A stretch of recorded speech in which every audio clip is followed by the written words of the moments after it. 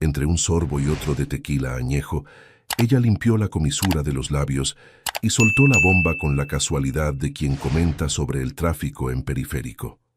Voy a querer la parte mayoritaria de la empresa, el jet privado y la casa de Bosques de las Lomas. No hubo temblor, no hubo vacilación, los 20 años de historia, las vacaciones en familia y el imperio que construí desde cero fueron reducidos a meras líneas de un inventario, recitados por alguien que ya había hecho los cálculos mucho antes de que yo siquiera notara que la cuenta había llegado. Pero antes de continuar, revisa si ya estás suscrito al canal y escribe en los comentarios: ¿desde dónde estás viendo este video? Nos encanta saber hasta dónde están llegando nuestras historias. Mi nombre es Rodrigo Mendoza, y durante 20 años creí que había construido algo sólido. No solo una empresa, sino una vida, una familia, un legado. Mendoza Exportaciones era más que un negocio multimillonario de exportación de productos mexicanos a Estados Unidos y Canadá. Era mi sueño hecho realidad, la prueba de que un tipo de Tepic, Nayarit, que empezó vendiendo artesanías en un puesto del mercado, podía llegar a tener hangares propios en Guadalajara y contratos con cadenas internacionales. Cuando conocí a Mariana en aquella exposición de negocios en Monterrey, hace 22 años, pensé que había encontrado a mi compañera perfecta. Ella era inteligente, ambiciosa, con una licenciatura en Administración de Empresas del ITSM. Venía de una familia acomodada de Querétaro, pero no era de esas mujeres que solo querían vivir de apariencias. O al menos eso creí. Los primeros años fueron buenos. Ella me ayudó a estructurar la empresa, a profesionalizar procesos que yo manejaba de manera instintiva. Fue su idea contratar a Marcos Villarreal como socio minoritario y director de operaciones. Marcos era su compañero de universidad, un tipo brillante para los números, con contactos en aduanas y experiencia en logística internacional. En ese momento me pareció una decisión inteligente. Ahora sé que fue el principio del fin. La empresa creció exponencialmente. De exportar artesanías y productos típicos, pasamos a mover tequila premium, productos orgánicos, textiles de alta calidad. Abrimos oficinas en Ciudad de México, Guadalajara y una subsidiaria en Texas. Compramos el King Air para facilitar los viajes de negocios. La casa en Bosques de las Lomas fue el símbolo de que lo habíamos logrado. Tuvimos 2 hijos, Santiago y Valeria, hoy de 18 y 16 años respectivamente, pero el éxito tiene un precio que no siempre se paga en efectivo. Yo viajaba constantemente, cerrando contratos, supervisando embarques, atendiendo clientes. Mariana se quedaba en casa, supuestamente cuidando de los niños y atendiendo sus propios proyectos de beneficencia. Marcos manejaba la operación diaria de la empresa con una eficiencia que yo admiraba. Confiaba en él ciegamente. Confiaba en ella sin cuestionamientos. Qué ingenuo fui. Todo comenzó a cambiar hace 6 meses, aunque las señales probablemente estuvieron ahí mucho antes y yo simplemente no quise verlas. Mariana se volvió distante. Las conversaciones se limitaban a asuntos logísticos, horarios de los niños, pendientes de la casa, compromisos sociales. La intimidad desapareció. Cuando yo intentaba acercarme, ella siempre tenía una excusa: cansancio, dolor de cabeza, estrés por algún evento de caridad que estaba organizando. Los viernes por la noche, nuestra tradición sagrada de cenar juntos se volvió esporádica. Ella tenía juntas con su club de lectura, cenas con sus amigas, eventos de beneficencia que se extendían hasta la madrugada. Yo, sumergido en una negociación particularmente complicada con una cadena de supermercados en California, no presté la atención debida a estos cambios. El primer golpe real llegó una tarde de jueves. Había regresado antes de lo previsto de Guadalajara porque una reunión se canceló a última hora. Llegué a la casa alrededor de las 6 de la tarde. El coche de Mariana estaba en la cochera, pero la casa parecía vacía. Subí a la recámara pensando que quizás estaba tomando una siesta. La puerta del estudio estaba entreabierta. Escuché su voz, ese tono que no había oído en meses, suave, coqueto, íntimo. Me acerqué sin hacer ruido, no por desconfianza inicial, sino por simple curiosidad de saber con quién hablaba de manera tan diferente. No puedo más con esta farsa, amor. Cada día que tengo que verlo, que tengo que fingir, mi corazón se detuvo. El mundo se ralentizó de esa manera que solo sucede cuando estás a punto de descubrir algo que cambiará tu vida para siempre. Ya falta poco, continuó, y luego soltó una risa que me atravesó como un cuchillo. El contador dice que con los últimos movimientos que hicimos ya tenemos suficiente respaldo. Cuando pida el divorcio, me va a tocar la parte mayoritaria de todo. Él ni siquiera sabe lo que firmó el mes pasado. ¿De qué estaba hablando? ¿Qué había firmado? Mi mente corría a 1000 por hora tratando de recordar documentos recientes. Había firmado varios contratos, renovaciones, reestructuraciones corporativas que Marcos me presentaba y que yo revisaba por encima, confiando en su criterio. ¿Y si sospecha?, preguntó una voz masculina del otro lado de la llamada. Una voz que conocía perfectamente. Marcos. Me apoyé contra la pared del pasillo, sintiendo que las piernas se me doblaban. No podía ser, no él, no ella, no juntos. Rodrigo no sospecha nada, respondió Mariana con un desprecio que jamás le había escuchado. Está tan ocupado siendo el gran empresario, el hombre hecho a sí mismo, que no ve más allá de sus narices. Llevo 3 años moviendo dinero bajo su nombre y ni se ha dado cuenta. El muy idiota firma todo lo que le pones enfrente si le sonríes y le dices que es para optimizar impuestos. 3 años. 3 malditos años. ¿Y los niños?, preguntó Marcos. Se van conmigo, obviamente. Con la parte mayoritaria de la empresa, el jet, la casa principal y la custodia, Rodrigo va a quedar en la calle con lo justo para sobrevivir. Poética justicia, ¿no crees? Empezó vendiendo artesanías y va a terminar igual. Esa risa, esa maldita risa, resonó en mis oídos mientras me alejaba en silencio. Bajaba las escaleras y salía de mi propia casa como un ladrón. Me subí al coche y conduje sin rumbo por las calles de la Ciudad de México, el tráfico del atardecer convertido en un borrón de luces y sonidos que apenas procesaba. Terminé en un bar de Polanco que frecuentaba en mis años de universidad, cuando aún era un soñador sin un peso en el bolsillo. Pedí tequila del bueno, irónicamente del mismo que mi empresa exportaba. El mesero me reconoció. «Don Rodrigo, ¿todo bien?», asentí sin convicción. «¿Todo bien?». Mi esposa me engañaba con mi socio. Llevaban años robándome. Planeaban destruirme y quedarse con todo lo que había construido. Mis hijos probablemente me verían como el perdedor de esta historia. No, definitivamente nada estaba bien. Pero mientras el tequila quemaba mi garganta y las piezas del rompecabezas empezaban a encajar en mi mente, algo cambió dentro de mí.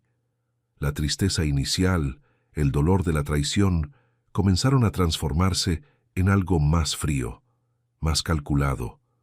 Ellos habían estado planeando esto durante años.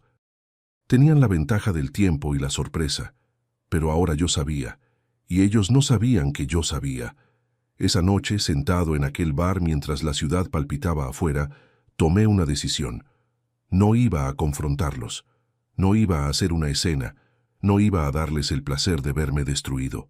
Iba a jugar su mismo juego, pero mejor. Salí del bar pasada la medianoche, con una claridad mental que contrastaba brutalmente con la cantidad de tequila que había consumido. Quizás era la adrenalina, quizás era la rabia convirtiéndose en determinación. Regresé a casa encontrándome con Mariana dormida en nuestra cama, o al menos fingiendo estarlo. Me duché en el baño de visitas y pasé la noche en el sofá del estudio, supuestamente por no querer despertarla después de llegar tarde de Guadalajara. Ella ni siquiera preguntó. Los siguientes días fueron un ejercicio de actuación que jamás imaginé que sería capaz de realizar. Cada mañana desayunaba con ella como si nada. Discutíamos los pendientes del día. Hacía planes para el fin de semana con los niños. Por las noches cenábamos en un silencio que ya no me incomodaba porque entendía su origen. Ella creía que yo era un idiota que no notaba nada. Yo dejaba que lo creyera. Mi verdadero trabajo comenzaba en las noches. Encerrado en mi estudio con la excusa de revisar contratos y proyecciones financieras, empecé a desenterrar la verdad de lo que realmente había estado pasando en Mendoza Exportaciones durante los últimos 3 años. Contraté discretamente a un investigador privado, Héctor Salinas, un exagente de la Policía Federal que ahora se dedicaba a casos corporativos. Le pagué en efectivo de una cuenta personal que Mariana desconocía. «Necesito que me investigues a 2 personas», le dije en nuestro primer encuentro en un café discreto de la Condesa. «Mi esposa, Mariana Mendoza, y mi socio, Marcos Villarreal. Quiero saber todo. ¿Dónde se ven? ¿Desde cuándo? ¿Con qué frecuencia? Pero más importante, necesito que revises todos los movimientos financieros de mi empresa de los últimos 5 años. Busca irregularidades, transferencias sospechosas, cualquier cosa que no cuadre». Héctor, un hombre de unos 50 años, con cara de pocos amigos pero mirada inteligente, asintió mientras tomaba notas. «¿Sospecha fraude?» «Sé que hay fraude. Solo necesito las pruebas». Mientras Héctor trabajaba, yo comencé mi propia investigación interna. Revisé cada documento que había firmado en los últimos años, cada reestructuración corporativa, cada cambio en la distribución de acciones. Mariana tenía razón en algo. Yo confiaba demasiado. Firmaba documentos tras una revisión superficial, confiando en Marcos para los detalles técnicos. Descubrí la primera bomba una semana después, a las 3 de la madrugada, con los ojos rojos de cansancio y 6 tazas de café en el sistema. Había una serie de transferencias millonarias a una compañía fantasma registrada en Panamá. Las autorizaciones llevaban mi firma, pero yo no recordaba haberlas aprobado. Busqué los originales en los archivos físicos de la oficina, metiéndome a hurtadillas un sábado por la mañana, cuando supuestamente estaba jugando golf. Las firmas eran falsificaciones. Buenas, pero falsificaciones al fin. Alguien había escaneado mi firma y la había insertado digitalmente en documentos que jamás había visto. La compañía panameña Global Trade Solutions S.A. tenía como accionistas a 2 personas que no conocía de nombre, pero cuyas identificaciones resultaron ser falsas cuando Héctor las investigó.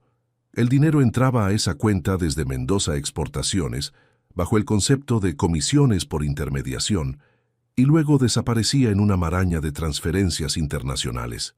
«Es lavado de dinero», me explicó Héctor 2 semanas después de iniciada su investigación, mostrándome un folder lleno de documentos, fotografías y registros bancarios. Pero no solo eso. Están reportando ingresos falsos para inflar el valor de la empresa.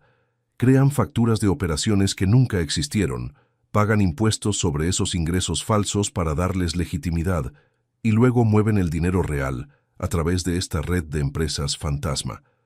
«¿Por qué inflar los ingresos si van a robarse el dinero?», pregunté, aunque ya empezaba a entender la respuesta.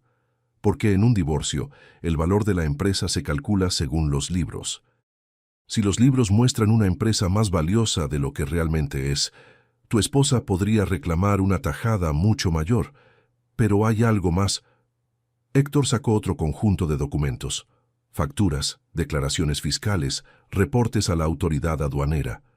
Están subreportando exportaciones reales y sobrereportando exportaciones ficticias. Es fraude fiscal en 2 direcciones. Por un lado, evaden impuestos en operaciones legítimas. Por otro, crean operaciones fantasma para justificar movimientos de dinero. Si el SAT audita esto, don Rodrigo, no solo hablamos de evasión fiscal, hablamos de delincuencia organizada, lavado de dinero, posible financiamiento de actividades ilícitas. Esto es prisión, estamos hablando de décadas. Me recargué en la silla del café sintiendo el peso de lo que estaba escuchando. No solo me estaban robando y engañando, me estaban construyendo como el chivo expiatorio de una operación criminal. Mi nombre estaba en todos los documentos. Mi empresa era el vehículo. Si esto explotaba, yo era quien iría a la cárcel. ¿Y ellos?, pregunté. ¿Marcos y Mariana? Sus nombres aparecen estratégicamente minimizados en la documentación. Marcos es solo el director de operaciones que seguía instrucciones. Mariana es solo la esposa que ocasionalmente firmaba como apoderada, pero usted, don Rodrigo, es el dueño mayoritario, el representante legal, el que tiene poder de firma. Legalmente todo cae sobre usted. Era brillante, tenía que admitirlo. Diabólicamente brillante. ¿Cuánto han movido?, pregunté. Héctor consultó sus notas. Conservadoramente, unos 42 millones de pesos en los últimos 3 años. Pero el daño real es el fiscal. Con las irregularidades que encontré, estamos hablando de multas y recargos que podrían llegar fácilmente a los 100 millones, sin contar las consecuencias penales. 42 millones de pesos, años de cárcel. Mi reputación destruida. Mis hijos viéndome como un criminal. Y mientras tanto, Mariana y Marcos disfrutarían del dinero robado en alguna playa de Panamá o Costa Rica, donde probablemente ya tenían propiedades a nombre de sus empresas fantasma. Hay algo más que debes saber, continuó Héctor, ahora mostrándome fotografías. Mariana y Marcos entrando a un departamento en Santa Fe, los mismos saliendo de un hotel en Querétaro, una imagen de ellos en la playa, en Tulum, tomados de la mano. El affair viene de mucho antes. Mínimo 5 años, según pude rastrear. Tienen un departamento juntos que pagan a través de una de las empresas fantasma. Han viajado juntos docenas de veces, siempre con la excusa de negocios o eventos separados de usted. 5 años. Más de la cuarta parte de mi matrimonio había sido una mentira completa. ¿Y mis hijos? La pregunta salió antes de que pudiera detenerla, cargada de un miedo que no había querido confrontar. Héctor negó con la cabeza. Biológicamente suyos, sin duda. Eso lo verifiqué discretamente, pero hizo una pausa. Han estado condicionando a los niños sutilmente. Mariana les ha pintado una imagen de usted como el padre ausente, el workaholic, que no tiene tiempo para la familia. Marcos, en cambio, ha estado muy presente en eventos escolares, partidos de fútbol de Santiago, recitales de Valeria, jugando el rol del tío cool, del amigo de la familia. Por supuesto, no solo querían mi dinero y mi empresa. Querían a mis hijos también.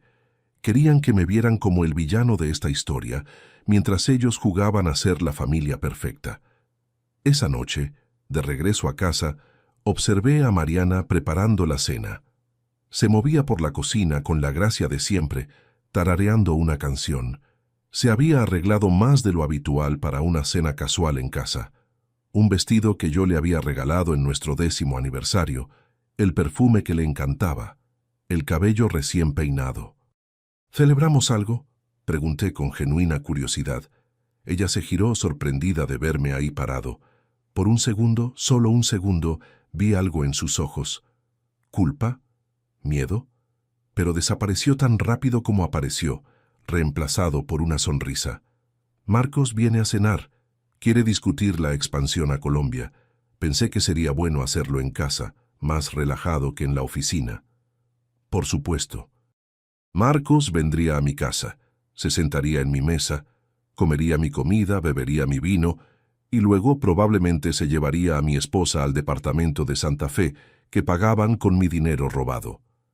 Perfecto, respondí con una sonrisa que había perfeccionado en estas semanas de actuación.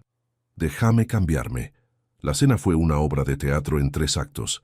Marcos llegó con una botella de vino caro y esa sonrisa de vendedor que siempre había tenido.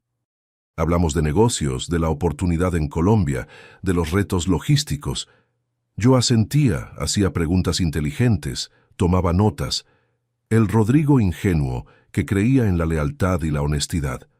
Los observaba interactuar, las miradas que creían discretas, el roce de manos al pasar el salero, la manera en que Mariana se reía de sus chistes con una intensidad que jamás usaba conmigo.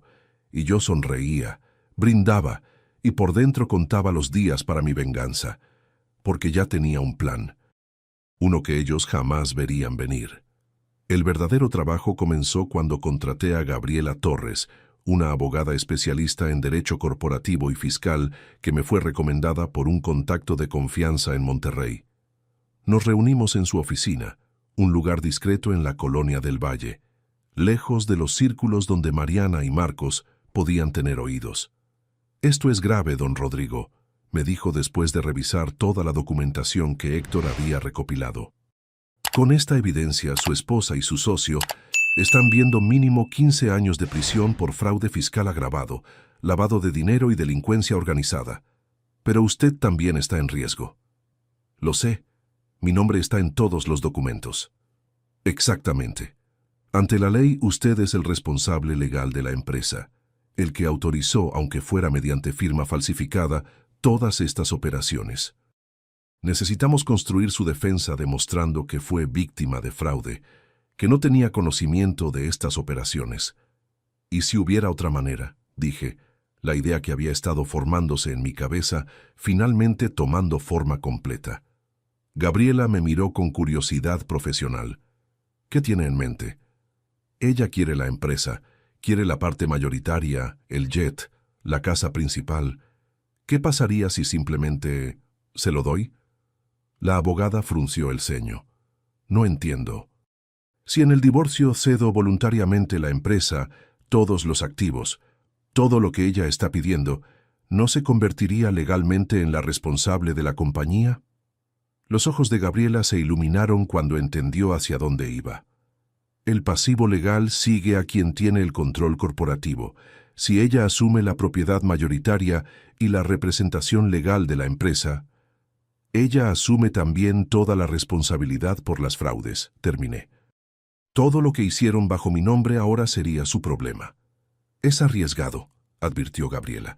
Necesitaríamos timing perfecto y evidencia irrefutable de que usted no sabía, de que fue víctima.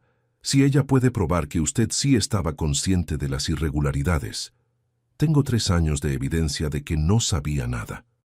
Registros de mis viajes cuando las transferencias ocurrían, emails donde yo pido explicaciones sobre ciertos números que no entendía y que Marcos siempre justificaba de manera vaga. Héctor está documentando todo. Gabriela se recargó en su silla, pensativa. Necesitaríamos hacer una denuncia anónima al SAT justo después de que ella asuma el control. No antes, porque caería sobre usted. No mucho después, porque necesitamos que la transferencia de propiedad sea clara e irreversible. ¿Cuánto tiempo tenemos una vez que ella firme? Con un buen juez y la documentación correcta, la transferencia de acciones se puede hacer efectiva inmediatamente. Pero ella podría revertirla si descubre el problema antes de que sea procesada. Estamos hablando de una ventana de máximo 48 horas. Es suficiente. Durante las siguientes semanas trabajé en 2 frentes. Por un lado, seguía siendo el esposo confiado y el socio leal. Firmaba lo que me ponían enfrente, asistía a juntas, planeaba la expansión a Colombia que jamás sucedería. Por otro lado, junto con Gabriela y Héctor, construimos meticulosamente el caso que demostraría mi inocencia y su culpabilidad. Recuperamos emails de años atrás donde yo cuestionaba ciertas operaciones. Documentamos cada viaje mío que coincidía con movimientos sospechosos de dinero, demostrando que yo estaba físicamente en otro lugar cuando se autorizaban. Héctor incluso consiguió grabaciones de seguridad de la oficina donde se veía a Marcos entrando solo a mi oficina, accediendo a mi computadora con una clave que había obtenido quién sabe cómo. Contraté discretamente a un contador forense, Alberto Ruiz, quien analizó todos los libros de la empresa. Su reporte fue demoledor. Había encontrado irregularidades sistemáticas que databan de 5 años atrás, justo cuando Marcos había sugerido modernizar nuestros sistemas contables. El nuevo software que implementó tenía una puerta trasera que le permitía modificar registros sin dejar rastro obvio. Pero Alberto era mejor de lo que Marcos había anticipado.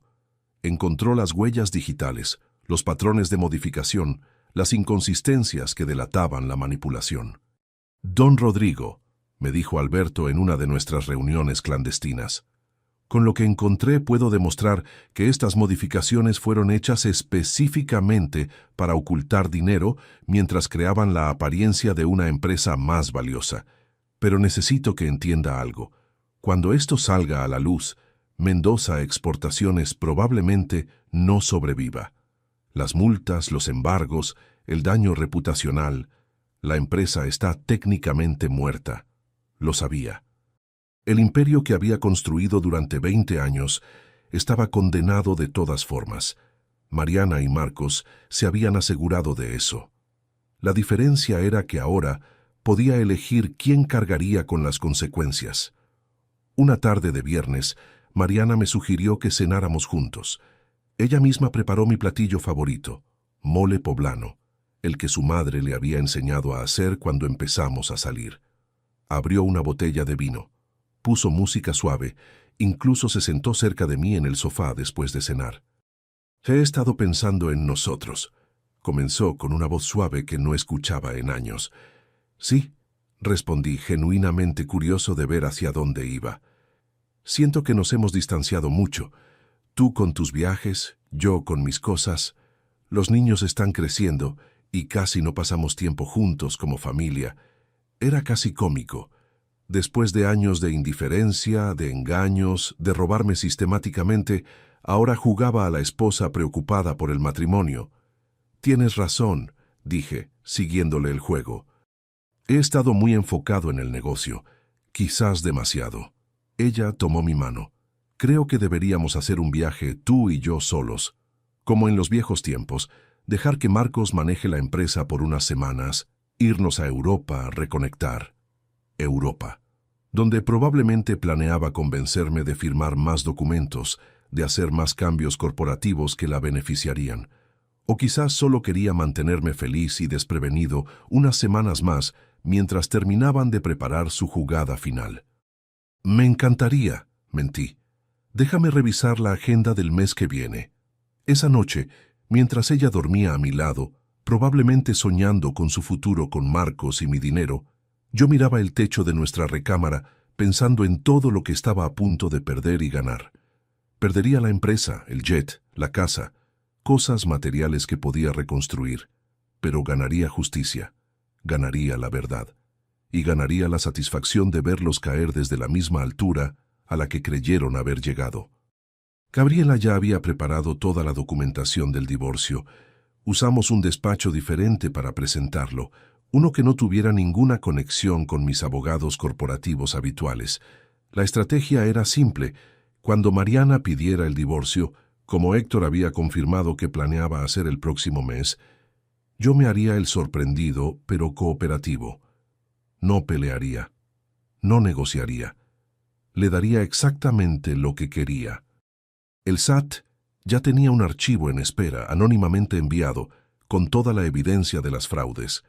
Solo necesitaban una señal para actuar. Esa señal sería el registro público del cambio de propiedad de Mendoza Exportaciones. Pero antes de que pudiéramos ejecutar el plan, Mariana aceleró su timeline. Fue un martes por la tarde cuando todo se precipitó. Yo había regresado de una reunión en Querétaro, una junta real con un cliente importante que, irónicamente, quería expandir nuestra relación comercial. No sabía que estaba haciendo planes con una empresa que pronto estaría bajo investigación federal. Mariana me esperaba en la sala, sentada en el sillón principal con una postura que irradiaba determinación. Tenía documentos frente a ella en la mesa de centro. Su abogado, un tipo llamado Roberto Sandoval, que yo conocía vagamente de eventos sociales, estaba sentado a su lado. «Rodrigo, necesitamos hablar», dijo sin preámbulos. Me quité el saco, aflojé la corbata y me serví un whisky del bar antes de sentarme frente a ellos. «Claro, ¿qué sucede?» «Quiero el divorcio». Lo dijo así, directo, sin dramatismo, como quien anuncia que quiere cambiar de auto. 2 décadas de matrimonio, 2 hijos, una vida entera reducida a 4 palabras pronunciadas con la calidez de un reporte meteorológico. «Ya veo», respondí, tomando un sorbo de whisky para ganar tiempo. «¿Puedo preguntar por qué? ¿Realmente necesitas que te lo explique?» Su tono tenía un borde de irritación, como si yo fuera el que estaba siendo irrazonable. «Llevas años casado con tu empresa, Rodrigo. Los niños apenas te conocen, yo apenas te conozco. Somos más compañeros de casa que esposos». Era casi gracioso escucharla decir eso cuando ella era quien había estado compartiendo su vida con otro hombre durante años. Pero mantuve la expresión neutral, ligeramente dolida, como correspondía al papel. Entiendo que he estado ausente, dije cuidadosamente. Pero ¿no podemos intentar arreglarlo? Terapia de pareja, ese viaje a Europa que mencionaste. No, Rodrigo. Ya tomé mi decisión. Es lo mejor para todos. El abogado intervino entonces, deslizando un documento hacia mí. Hemos preparado una propuesta de división de bienes que creemos es justa, considerando las circunstancias. Tomé el documento, fingiendo leerlo por primera vez, aunque Gabriela y yo habíamos anticipado casi exactamente lo que pediría. Era exhaustivo, detallado, calculado con precisión milimétrica. Mariana quería el 60% de las acciones de Mendoza Exportaciones, dándole control absoluto de la empresa. Quería la casa de Bosques de las Lomas, quería el King Air, quería una pensión mensual exorbitante, la custodia principal de los niños, por supuesto, con un régimen de visitas limitado para mí. A cambio, me dejaba el 40% minoritario de la empresa, el departamento de Polanco que usábamos ocasionalmente, y un par de propiedades de inversión de menor valor. En términos prácticos, me estaba dejando con menos del 20% del patrimonio total que habíamos construido. Esto es... Hice una pausa, dejando que pensaran que estaba procesando la magnitud de la pérdida. Bastante unilateral, ¿no crees? Yo renuncié a mi carrera para apoyar la tuya, respondió Mariana con una pasión que casi parecía genuina. Crié a nuestros hijos prácticamente sola. Me merezco esta compensación. Roberto asintió solemnemente. Considerando que la señora Mendoza ha sido fundamental en el crecimiento de la empresa, particularmente en sus roles como apoderada y asesora estratégica, creemos que es una división justa. Apoderada. Claro. Ese poder que yo le había dado años atrás, confiando en que lo usaría para asuntos menores cuando yo estuviera viajando. Ahora entendía que lo había usado para firmar documentos comprometedores, para autorizar transferencias, para hundirme más profundamente en el pantano legal que habían creado. Necesito tiempo para pensarlo, dije. Esto es mucho que procesar. Por supuesto, concedió Roberto. Tiene una semana para revisar la propuesta con sus abogados, pero la señora Mendoza espera que esto se resuelva de manera amistosa y expedita. Amistosa, expedita. Palabras bonitas para decir, firma esto rápido antes de que descubras cuánto realmente te estamos robando. Los dejé irse, observando desde la ventana cómo Mariana y su abogado subían al coche de ella. Probablemente irían directo al departamento de Santa Fe, donde Marcos los esperaba para celebrar. Seguramente ya tenían el champán en hielo. Llamé a Gabriela inmediatamente. Adelantó el plan, le dije. Me acaba de pedir el divorcio. Tenemos una semana oficialmente, pero sabemos que va a presionar para que sea más rápido. Perfecto, respondió Gabriela, y pude escuchar el sonido de papeles moviéndose al fondo. Eso nos beneficia. Mientras más rápido quiera cerrar esto, menos tiempo tendrá para revisar los detalles. Voy a preparar tu respuesta. ¿Puedes venir mañana a la oficina? Al día siguiente, sentado frente a Gabriela y su equipo legal, firmé documentos que sellarían mi supuesta derrota. Mi respuesta a la propuesta de divorcio era aceptación casi total. Pedí algunos ajustes menores en el régimen de visitas con los niños, un poco más de tiempo en vacaciones, pero en lo demás, luz verde. ¿Estás seguro de esto?, preguntó uno de los abogados junior de Gabriela, un chico joven que claramente pensaba que yo estaba cometiendo un error monumental. Completamente seguro, respondí.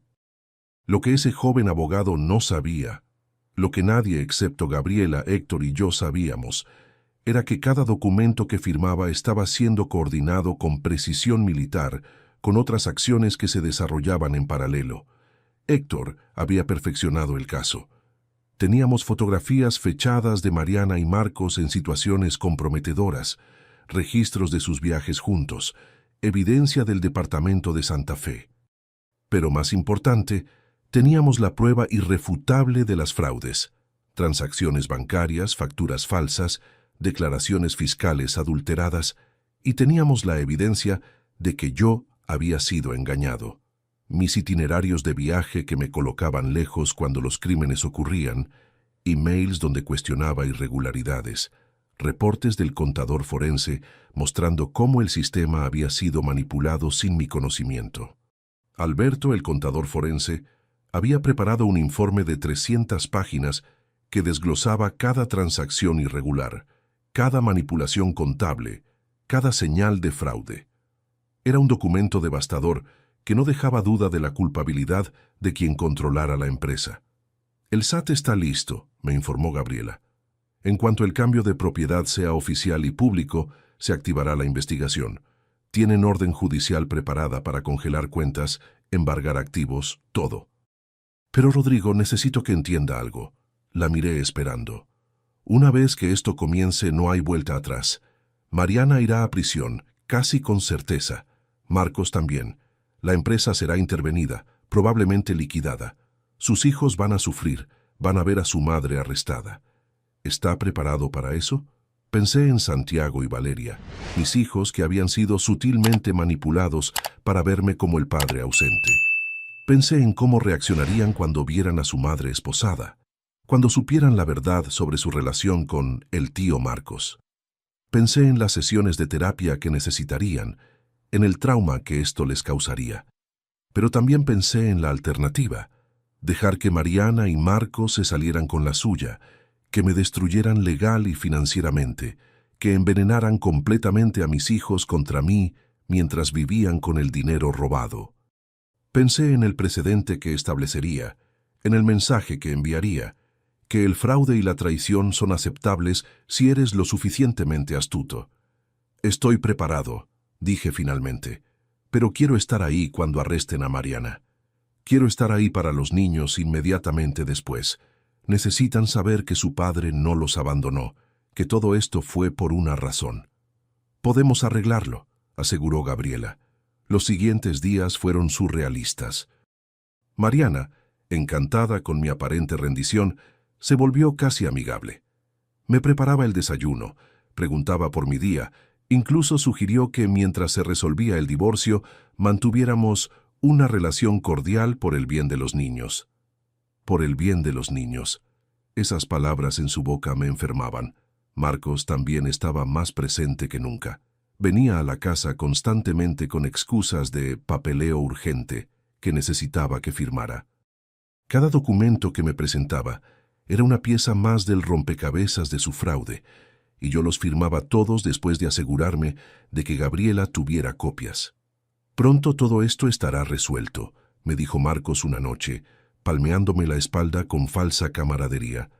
Y podrás enfocarte en lo que haces mejor, las relaciones con clientes, el lado creativo del negocio, dejar que yo maneje las operaciones sin tantas complicaciones. Complicaciones. Era su manera elegante de decir, sin que estés revisando demasiado lo que hago. Tienes razón, respondí. Creo que será mejor así. Lo que ninguno de los dos sabía era que en ese momento, en una oficina del SAT en Ciudad de México, un equipo de auditores especializados en crimen financiero estaba revisando el dossier que Héctor había compilado, preparando la operación que se ejecutaría exactamente 48 horas después de que Mariana firmara los papeles del divorcio. El destino estaba sellado, solo faltaba que el reloj terminara su cuenta regresiva. La audiencia de divorcio estaba programada para un jueves a las 11 de la mañana en el Juzgado Familiar de Ciudad de México. Gabriela había coordinado con el juez, un hombre serio llamado Ernesto Campos, conocido por su eficiencia y su poca tolerancia para los casos que se prolongaban innecesariamente. Perfecto para nuestros propósitos. Me vestí esa mañana con el mismo cuidado que pondría para una junta crucial de negocios. Traje azul marino, corbata conservadora, zapatos perfectamente boleados. Mariana, por su parte, llegó al juzgado con un vestido negro elegante pero sobrio, el atuendo perfecto de una esposa agraviada que buscaba justicia. Roberto Sandoval, su abogado, traía un portafolio lleno de documentos. Marcos no estaba presente físicamente, pero yo sabía que estaría esperando noticias ansiosamente. probablemente en el departamento de Santa Fe, con el champán listo para celebrar. La sala era pequeña, impersonal, con ese olor característico de edificios gubernamentales. Papel viejo, café recalentado y el peso de miles de vidas decidiéndose entre 4 paredes. El juez Campos entró puntual. Revisó brevemente los documentos que ambas partes habíamos presentado y comenzó el procedimiento. Entiendo que las partes han llegado a un acuerdo mutuo respecto a la división de bienes, dijo el juez, su voz monótona por años de repetir las mismas frases. ¿Es esto correcto? Así es, su señoría, respondió Roberto. Mi clienta y el señor Mendoza han acordado una división que consideramos justa y equitativa. El juez me miró. Señor Mendoza, ¿está usted de acuerdo con los términos presentados? Este era el momento. Podía detenerme, podía pelear, podía alargar esto durante meses o años. Podía luchar por cada peso, por cada activo, pero eso no era el plan. Sí, su señoría, estoy de acuerdo. Vi el destello de triunfo en los ojos de Mariana. Lo estaba intentando ocultar, mantener una expresión neutral y digna, pero lo vi. Ese momento de victoria que creía haber ganado. Roberto también parecía satisfecho, probablemente ya calculando sus honorarios. Muy bien, el juez revisó los documentos. Según lo acordado, la señora Mendoza recibirá el 60% de las acciones de Mendoza Exportaciones S.A.D.C.V., asumiendo con ello el control mayoritario y la representación legal de la empresa. Ambas partes ¿entienden las implicaciones legales y fiscales de esta transferencia? Sí, dijimos al unísono. Lo que Mariana no entendía eran las implicaciones reales de lo que estaba aceptando. No solo recibía el control de la empresa. Recibía el control de una bomba de tiempo legal y fiscal que estaba a punto de explotar en su cara. El procedimiento continuó con eficiencia mecánica. El juez revisó cada punto del acuerdo. La casa de bosques de las Lomas para Mariana, el departamento de Polanco para mí, el King Air para ella, un auto de lujo para mí, la custodia compartida con régimen principal para ella, la pensión mensual que yo pagaría. Todo fue aprobado, sellado, oficializado. ¿Hay algo más que las partes deseen agregar antes de firmar?, preguntó el juez. Mariana negó con la cabeza. Yo también. Firmamos. Primero ella, con un trazo firme y elegante. Luego yo, con la firma que había practicado miles de veces en contratos comerciales, nunca imaginando que la usaría para firmar mi propia derrota aparente. El divorcio queda decretado, anunció el juez Campos. Los documentos de transferencia de activos serán registrados hoy mismo. Tienen 30 días para ejecutar físicamente las transferencias de propiedad. Se levanta la sesión. Salimos del juzgado a la luz del mediodía chilango. El sol brillaba con una intensidad casi insultante para la ocasión.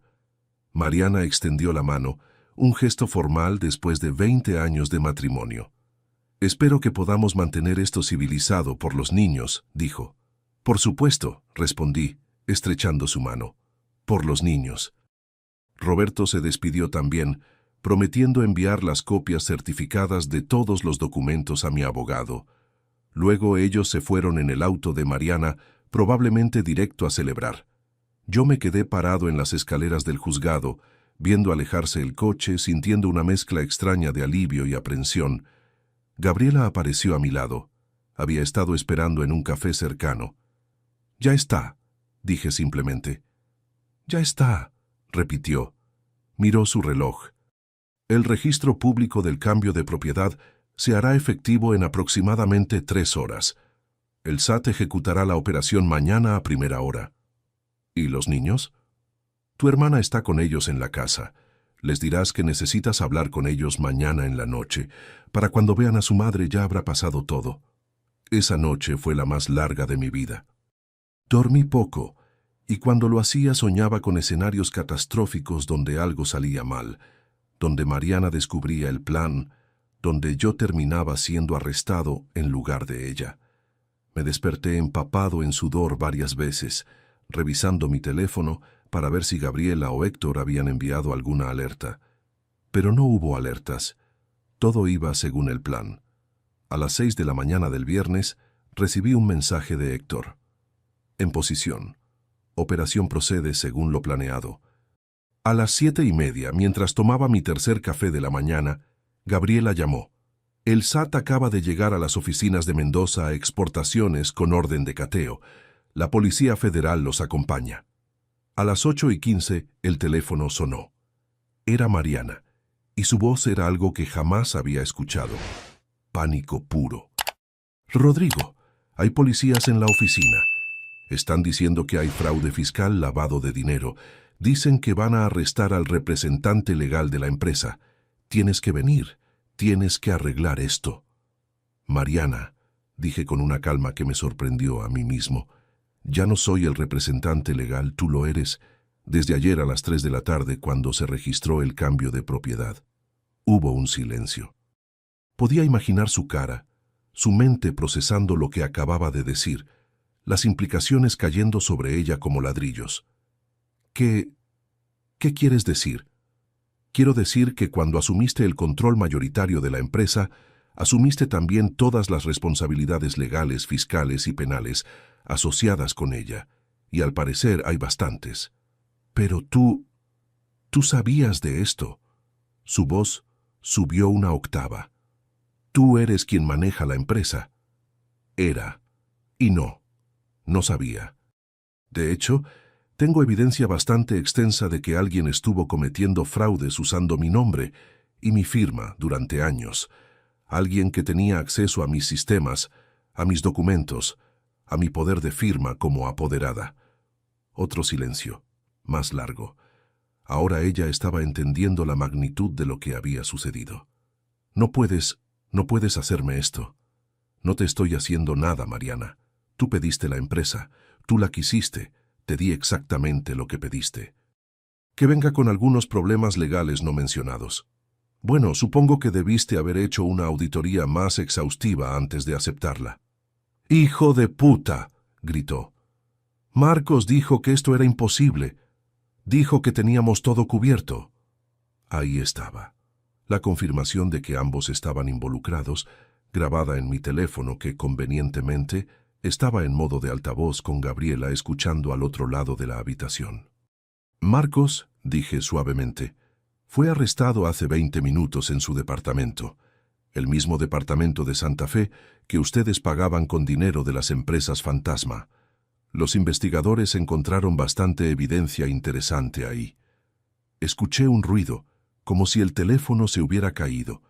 Voces al fondo, alguien hablando con autoridad, probablemente los agentes del SAT. Luego la voz de Mariana, ahora llorosa, suplicante. Los niños, Rodrigo. Piensa en los niños. Eso es exactamente lo que estoy haciendo, respondí. Estoy pensando en que crezcan sabiendo que las acciones tienen consecuencias, que la mentira y el engaño no quedan impunes, y que su padre, aunque imperfecto, no es un criminal. Señora, necesita colgar el teléfono, escuché a alguien decir al fondo. Te voy a destruir, siseó Mariana, su tono oscilando entre la amenaza y la desesperación. La llamada se cortó. Me senté pesadamente en el sofá, sintiendo el peso de lo que acababa de suceder. Gabriela me miró con una expresión que mezclaba aprobación profesional con algo que podría ser preocupación. ¿Está bien?, preguntó. No, admití, pero necesitaba hacerse. Mi teléfono volvió a sonar casi inmediatamente. Era un número desconocido. Contesté. Señor Mendoza, habla la agente Carolina Vega, de la Unidad de Delitos Fiscales del SAT. Necesitamos que venga a rendir declaración lo antes posible. Entendemos que usted también podría haber sido víctima de las fraudes cometidas en su empresa.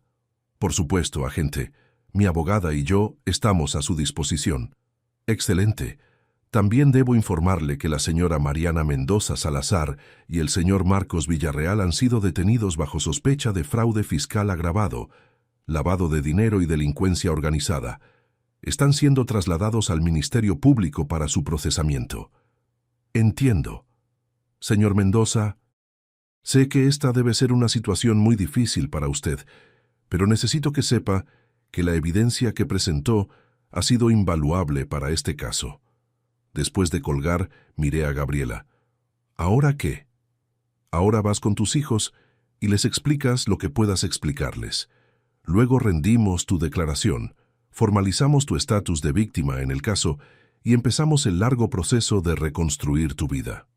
La conversación con Santiago y Valeria esa noche fue la más difícil de mi vida. Los senté en la sala de la casa, la misma donde miles de veces habíamos tenido conversaciones sobre tareas escolares, amigos, planes para el fin de semana. Nunca sobre la destrucción de su familia y el arresto de su madre. Santiago, con sus 18 años, ya tenía esa mirada de adulto que aparece prematuramente cuando la vida te fuerza a crecer rápido. Valeria, a sus 16, todavía conservaba algo de esa inocencia adolescente, pero podía ver en sus ojos que sabía que algo terrible había sucedido. «Necesito hablar con ustedes sobre su mamá», comencé, sin saber realmente cómo suavizar esto. «Ya sabemos», interrumpió Santiago, «está en las noticias. Empresaria arrestada por fraude millonario. Aunque no dan nombres específicos, los chats del colegio están llenos de rumores». Por supuesto que estaba en las noticias. Un caso de fraude de esta magnitud en una empresa importante. Los medios se alimentarían de esto durante semanas. «Entonces, ¿saben que fue arrestada?», dije, sintiendo un nudo en la garganta. «¿Es verdad?», preguntó Valeria, su voz pequeña, asustada. «¿Mamá realmente robó dinero?». «Es complicado», empecé, pero Santiago me cortó. «Papá, no nos trates como niños. ¿Robó o no robó?». Respiré profundo. «Sí. Tu mamá y Marcos, el tío Marcos que conocen, estuvieron moviendo dinero de manera ilegal de la empresa durante años. Cometieron fraude fiscal, crearon empresas fantasma, lavaron dinero. Y además, me detuve, pero ellos merecían saber la verdad. Estaban juntos, tenían una relación». Valeria se llevó las manos a la boca. Santiago cerró los ojos, pero no pareció tan sorprendido como debería. «Lo sabía», murmuró mi hijo. «Bueno, no sabía sobre el dinero, pero sobre ellos había señales.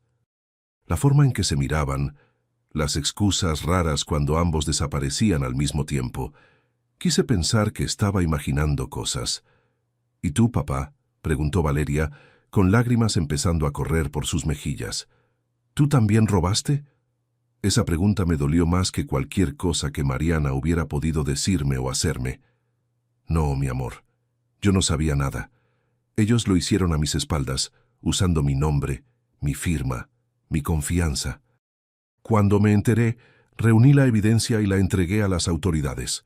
«Pero en el divorcio», dijo Santiago lentamente, procesando, «le diste la empresa a mamá. Todo el mundo está hablando de eso, de cómo cediste todo sin pelear. ¿Sabías que había problemas?». «Sí», admití. «Para cuando inicié el divorcio, ya sabía sobre el fraude. Y sabía que quien controlara la empresa cuando saliera a la luz sería responsable legalmente». Santiago me miró fijamente y vi en sus ojos algo que me partió el corazón. Decepción. «La manipulaste», dijo. «La dejaste asumir el control sabiendo que sería arrestada». «Ella me traicionó», respondí, tratando de mantener la voz calmada. «Me engañó durante años, robó millones, planeaba destruirme y quedarse con todo. ¿Qué querías que hiciera? ¿Que dejara que se saliera con la suya?». «Es nuestra madre», gritó Valeria poniéndose de pie. «Ahora está en la cárcel. ¿Tienes idea de lo que eso significa para nosotros, en la escuela, con nuestros amigos? Todos van a saber que nuestra madre es una criminal». «Tu madre es una criminal», dije, quizás con más dureza de la necesaria. «Tomó esas decisiones, cometió esos crímenes. Yo solo me aseguré de que enfrentara las consecuencias». «Eres un hipócrita», escupió Santiago, «siempre hablando de valores, de honestidad, de hacer lo correcto, pero usaste el sistema para vengarte. La manipulaste igual que ella te manipuló a ti. No es lo mismo, ¿no?». Santiago se puso de pie también. «Tú tenías evidencia. Pudiste haber ido a las autoridades directamente. Pudiste haber manejado esto de manera que protegiera a esta familia. Pero elegiste la venganza, elegiste destruirla públicamente. Santiago, tu madre eligió robar, eligió engañar, eligió poner en riesgo todo lo que construimos. Y tú elegiste la venganza sobre tu familia, gritó mi hijo. ¿Crees que esto nos ayuda? ¿Crees que queremos vivir con el estigma de que nuestra madre está en prisión mientras nuestro padre es visto como el vengativo que la puso ahí? Ella se puso ahí sola. ¡Basta! Valeria lloraba abiertamente ahora. Los dos. Basta. Odio esto. Los odio a ambos. Salió corriendo hacia su habitación. Escuché el portazo que reverberó por toda la casa. Santiago me miró con una mezcla de rabia y dolor que jamás olvidaré. Mamá tenía razón en una cosa, dijo en voz baja. Siempre has estado más casado con tu empresa y tu orgullo que con tu familia. Esto solo lo prueba. Se fue también, dejándome solo en la sala con el eco de sus palabras. Esa noche, acostado en la cama del cuarto de huéspedes del departamento de Polanco, al que me había mudado temporalmente, me pregunté si Santiago tenía razón. ¿Había elegido la venganza sobre el bienestar de mis hijos? ¿Podría haber manejado esto de manera diferente? Pero cada vez que mi mente empezaba a dudar, recordaba la frialdad en la voz de Mariana cuando hablaba con Marcos sobre destruirme. Recordaba los millones robados, los años de mentiras. Recordaba que si hubiera ido directamente a las autoridades sin el plan del divorcio, muy probablemente yo también habría sido arrestado. Mi nombre estaba en todos los documentos. Mis firmas, aunque falsificadas algunas, autorizaban las transacciones. No, el plan había sido necesario. Doloroso, pero necesario. Los días siguientes fueron un torbellino de declaraciones, entrevistas con investigadores, reuniones con abogados.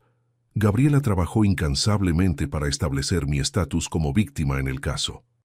La evidencia que habíamos recopilado fue fundamental. Los emails donde cuestionaba irregularidades, los registros de viajes que me colocaban lejos cuando ocurrían transacciones sospechosas, el análisis forense de las firmas falsificadas, los testimonios del contador Alberto, sobre cómo el sistema había sido manipulado sin mi conocimiento. Héctor había hecho un trabajo excepcional, documentando todo. Hasta tenía grabaciones de seguridad de la oficina donde se veía a Marcos accediendo a mi computadora cuando yo estaba fuera. El caso contra Mariana y Marcos era sólido. Demasiado sólido. El fiscal a cargo, un hombre llamado Javier Soto, me explicó que con la evidencia que teníamos, era casi imposible que no fueran condenados. Estamos hablando de fraude fiscal por más de 100 millones de pesos entre impuestos evadidos y multas, me explicó en una de las reuniones. Lavado de dinero por 42 millones, uso de empresas fantasma, falsificación de documentos, fraude continuado, incluso sin considerar el agravante de la delincuencia organizada, están viendo mínimo 15 años de prisión. 15 años. Mis hijos tendrían 30 y tantos años cuando Mariana saliera. Sí salía. ¿Hay alguna posibilidad de que impliquen a Rodrigo?, preguntó Gabriela, aunque ya conocíamos la respuesta. Inicialmente lo consideramos, admitió Javier. Su nombre está en muchos documentos, pero la evidencia de que fue víctima es igualmente sólida. Las firmas falsificadas, los testimonios de empleados que confirman que no estaba al tanto de ciertas operaciones, los registros de sus cuestionamientos. No, señor Mendoza, usted no será imputado. De hecho, es testigo clave para la Fiscalía. Ser testigo clave significaba que tendría que testificar contra Mariana, contra la madre de mis hijos. La mujer con quien había compartido 20 años de mi vida. Pero también significaba protegerme a mí mismo y, eventualmente, poder reconstruir mi relación con Santiago y Valeria cuando entendieran la magnitud de lo que su madre había hecho. Las noticias explotaron. Fraude millonario en empresa de exportación. Empresaria y socio arrestados por lavado de dinero. Red de empresas fantasma descubierta en Ciudad de México. Mi nombre aparecía en algunos artículos, pero mayormente como la víctima, el empresario engañado por su esposa y socio. Recibí llamadas de clientes preocupados, de socios comerciales preguntando qué significaba esto para nuestros contratos. La respuesta era simple y dolorosa. Mendoza Exportaciones estaba terminada. La empresa sería liquidada. Los activos embargados para pagar multas e impuestos. 2 décadas de trabajo reducidas a un caso de estudio en fraude corporativo. Pero yo estaba vivo, libre y técnicamente inocente. 3 semanas después del arresto, Gabriela me llamó con noticias. Mariana quiere negociar, me dijo. Está dispuesta a declararse culpable de algunos cargos a cambio de reducción de sentencia, pero hay una condición. ¿Cuál? Quiere que retires la demanda de custodia completa de los niños. Quiere que cuando salga, sin importar cuántos años sean, pueda reconstruir su relación con ellos sin trabas legales de tu parte. Me quedé en silencio procesando. No tiene que aceptar, continuó Gabriela. Con su condena probablemente obtendrá la custodia completa de todas formas. Dile que sí, respondí después de un momento, que acepte su culpabilidad, que enfrente las consecuencias de sus acciones, y cuando salga podrá ver a sus hijos, si ellos quieren verla a ella. Ese último condicionante no era legal, era emocional. Y sospechaba que después de esto, Santiago y Valeria tendrían sus propias opiniones sobre si querían una relación con su madre. El acuerdo se formalizó una semana después. Mariana se declaró culpable de fraude fiscal agravado y lavado de dinero. A cambio, se retiraron algunos cargos menores y su sentencia fue reducida de 20 a 12 años. Marcos, que se negó a cooperar y siguió insistiendo en su inocencia a pesar de la evidencia abrumadora, recibió 18 años. El día de la sentencia, decidí ir. Gabriela me advirtió que no era necesario, que podría ser emocionalmente devastador, pero necesitaba verlo. Necesitaba cerrar este capítulo de manera definitiva. La sala del tribunal estaba llena. Periodistas, curiosos, algunos empleados de la empresa que habían perdido sus trabajos cuando fue liquidada. Vi a los padres de Mariana en la primera fila, su madre llorando silenciosamente, su padre con la mandíbula apretada y una mirada que, cuando se cruzó con la mía, era pura furia. Para ellos, yo era el villano, el hombre que había destruido a su hija, que había orquestado esta caída. No importaba que ella hubiera cometido los crímenes, no importaba que me hubiera traicionado. Yo era quien había asegurado que enfrentara las consecuencias. Mariana entró esposada, vestida con el uniforme gris de la prisión preventiva, donde había estado los últimos 2 meses. Se veía diferente, más delgada, con ojeras profundas, el cabello sin el cuidado meticuloso al que estaba acostumbrada. Cuando sus ojos encontraron los míos, vi algo que me sorprendió. No rabia, no odio, sino resignación. La jueza, María Elena Rodríguez, una mujer de unos 60 años con reputación de ser estricta pero justa, revisó los documentos del caso. Escuchó las declaraciones finales del fiscal, de los abogados de Mariana, incluso un testimonio breve de Alberto, el contador forense, explicando la magnitud de la fraude. El daño causado a la sociedad por estos delitos es considerable, declaró la jueza. No solo se evadieron impuestos que debían contribuir al bien común, sino que se creó una red de empresas fantasma que facilitó el lavado de dinero y potencialmente otras actividades ilícitas. La confianza en el sistema tributario y en la transparencia corporativa se vio gravemente comprometida. Mariana mantuvo la cabeza baja durante todo el proceso. Sin embargo, continuó la jueza, la acusada ha mostrado disposición a cooperar con las autoridades, se ha declarado culpable ahorrando al Estado un juicio largo y costoso, y ha expresado remordimiento por sus acciones. ¿Remordimiento? Me pregunté si era genuino o simplemente estratégico para reducir su sentencia. Por los delitos de fraude fiscal agravado y lavado de dinero, sentenció a Mariana Mendoza Salazar a 12 años de prisión en un centro de reinserción social femenil, con posibilidad de libertad condicional después de cumplir 2/3 de la sentencia bajo buena conducta. 12 años, 8 antes de poder siquiera solicitar libertad condicional. Valeria tendría 24 años, Santiago, 26. una generación perdida entre madre e hijos.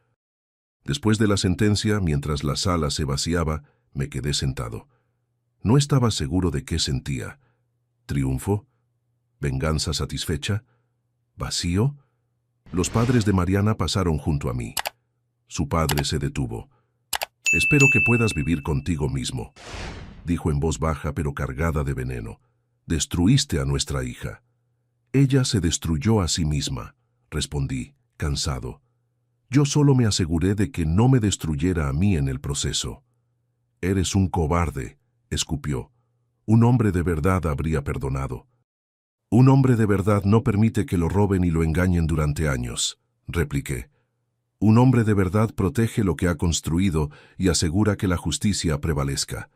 Se fue sin decir más, llevándose a su esposa, quien me lanzó una última mirada de desprecio. Salí del tribunal al mediodía, el sol brillante de un día de primavera contrastando brutalmente con la oscuridad de lo que acababa de suceder adentro.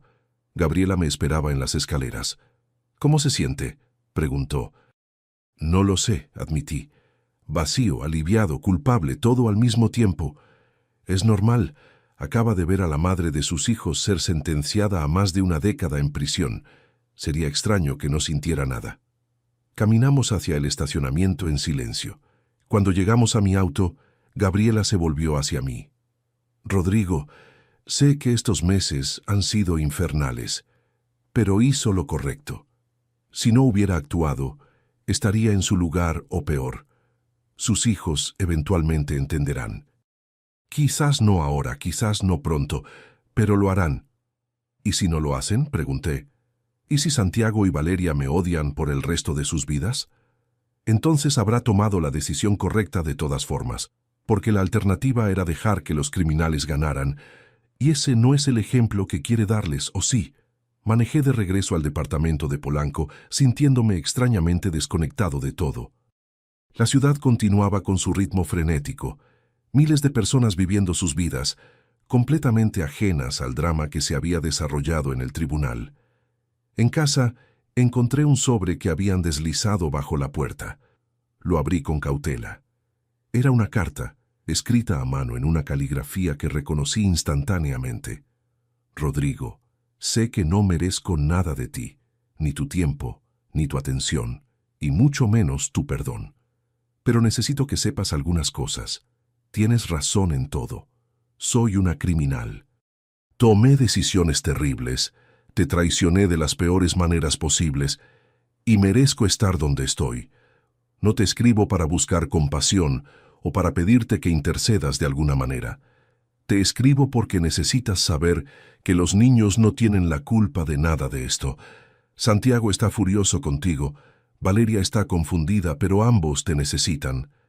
Eres su padre, y a pesar de todo lo que pasó entre nosotros, siempre fuiste un buen padre cuando estabas presente.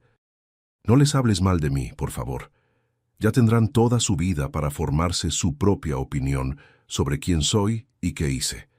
Pero déjalos conservar los buenos recuerdos de cuando éramos una familia, aunque esa familia se construyó sobre mentiras mías.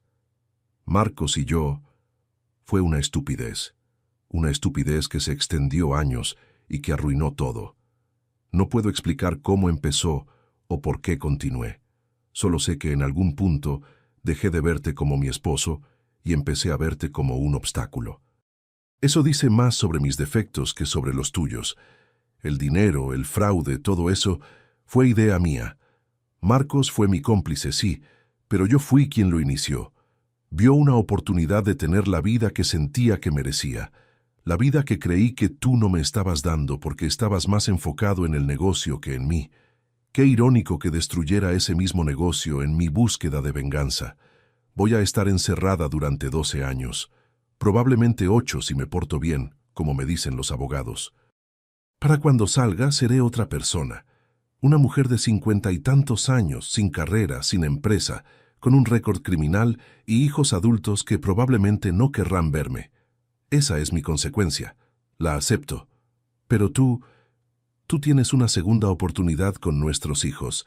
No la desperdicies estando resentido o amargado. Reconstruye esa relación. sé el padre que necesitan, especialmente ahora que no tienen madre disponible.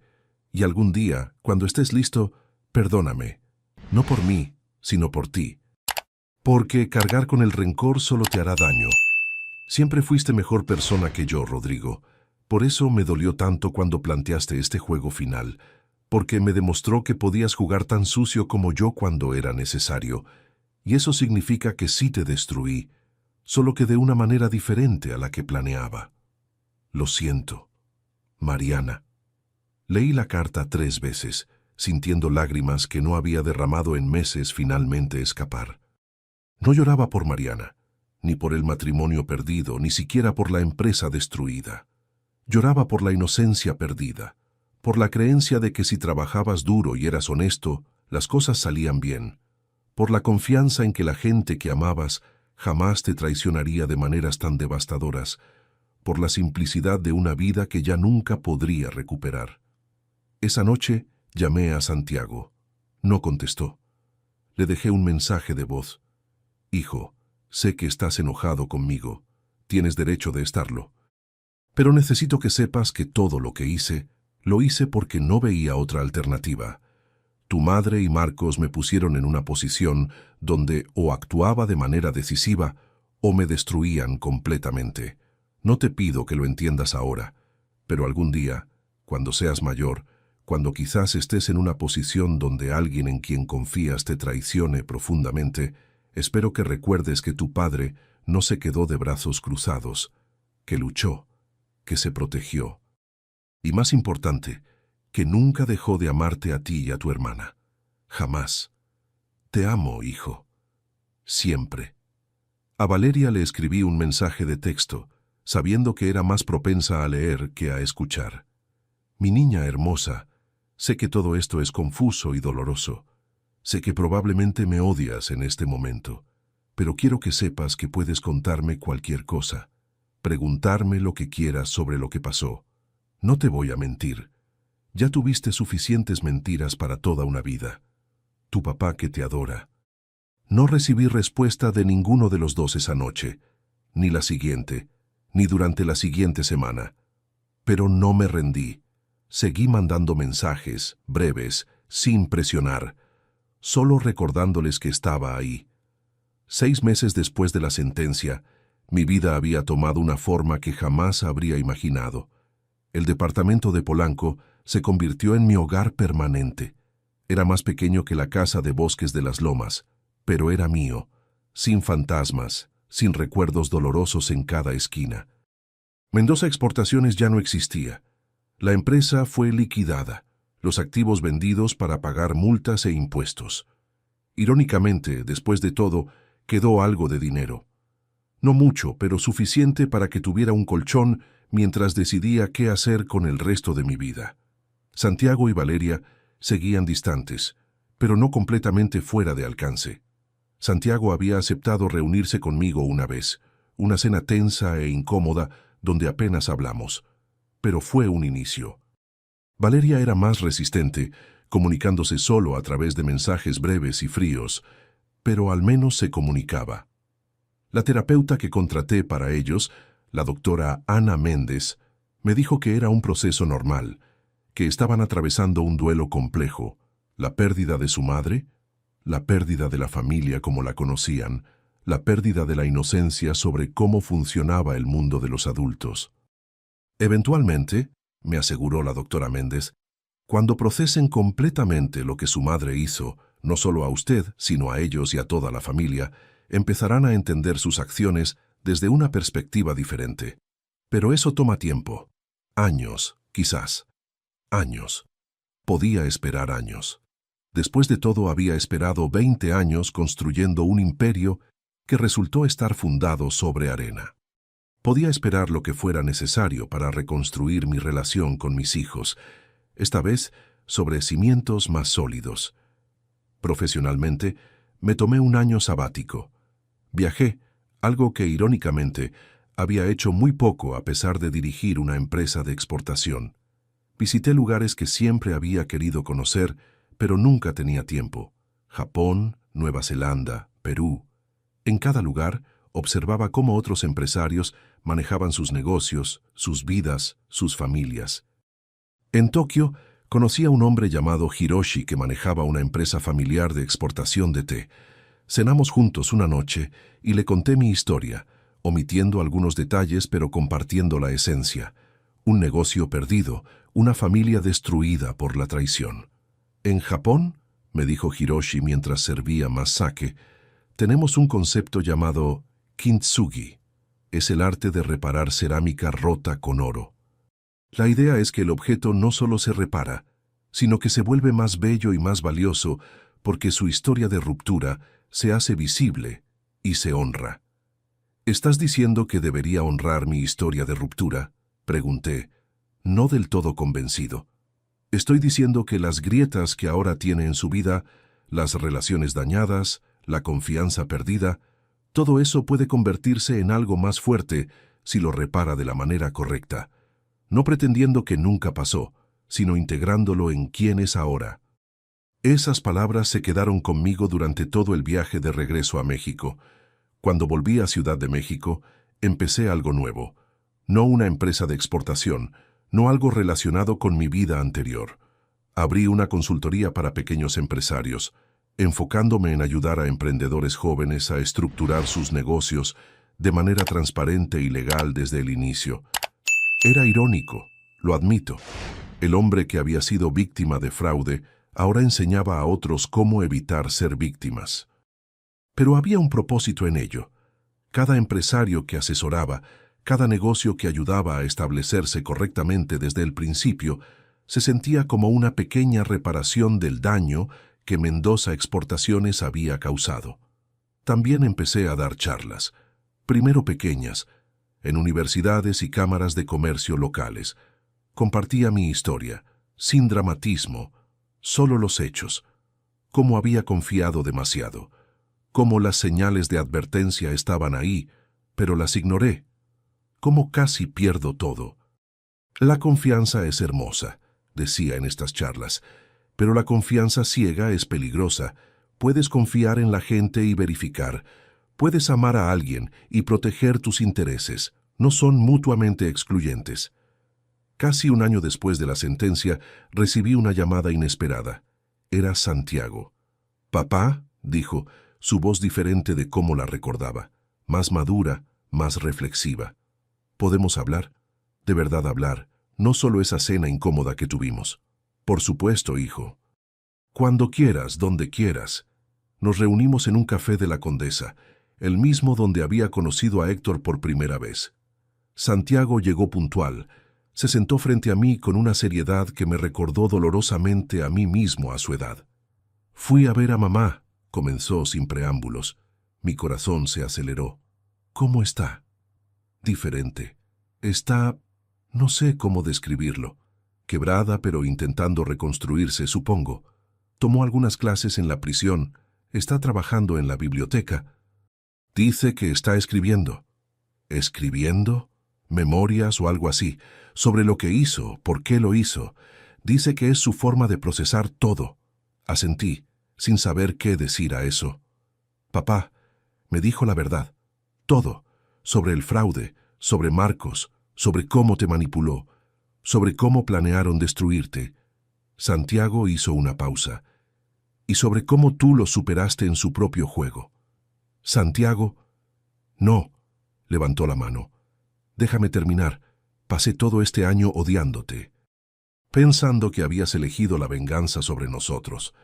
Pero cuando mamá me explicó exactamente lo que habían hecho, la magnitud del fraude, cómo habían falsificado tu firma, cómo planeaban dejarte sin nada y probablemente en prisión, entendí que no tenías muchas opciones». Sentí lágrimas amenazando con escapar, pero las contuve. «Sigues siendo mi papá», continuó Santiago. «Y aunque no estoy de acuerdo con todos tus métodos, entiendo por qué los usaste». Y se detuvo, como si las siguientes palabras fueran particularmente difíciles. «Estoy orgulloso de ti, por no dejarte destruir, por luchar». «Hijo». Ahora las lágrimas sí escaparon. «Valeria todavía está procesando. Es más joven. Esto le pegó más duro. Pero está en terapia, está mejorando, solo necesita más tiempo. Tengo todo el tiempo del mundo, dije. Esa conversación con Santiago fue el punto de inflexión. No solucionó todo instantáneamente, pero abrió una puerta que había estado cerrada por meses. Empezamos a reunirnos regularmente, al principio solo para café, luego para comidas, eventualmente para pasar tardes juntos, simplemente conversando. Valeria tardó más, pero eventualmente también se acercó. Su manera fue diferente, más gradual. Primero respondió a mis mensajes con algo más que monosílabos. Luego aceptó una invitación al cine, luego otra y otra. 2 años después de la sentencia de Mariana, los 3 estábamos en mi departamento una tarde de domingo. Santiago había traído a su novia, una chica encantadora llamada Andrea, que estudiaba arquitectura. Valeria había cocinado, experimentando con recetas que encontró en internet. Era una familia diferente de la que tuvimos antes, más pequeña, cicatrizada, remendada con esos hilos de oro del kintsugi japonés. Pero era real, honesta, sin secretos que envenenaran desde adentro. ¿Papá?, preguntó Valeria mientras lavábamos los platos después de cenar. Sí, mi amor. Si pudieras volver en el tiempo, ¿lo harías de manera diferente? Era una pregunta que yo mismo me había hecho 1000 veces en los últimos 2 años. No lo sé, admití. Hay partes que definitivamente cambiaría.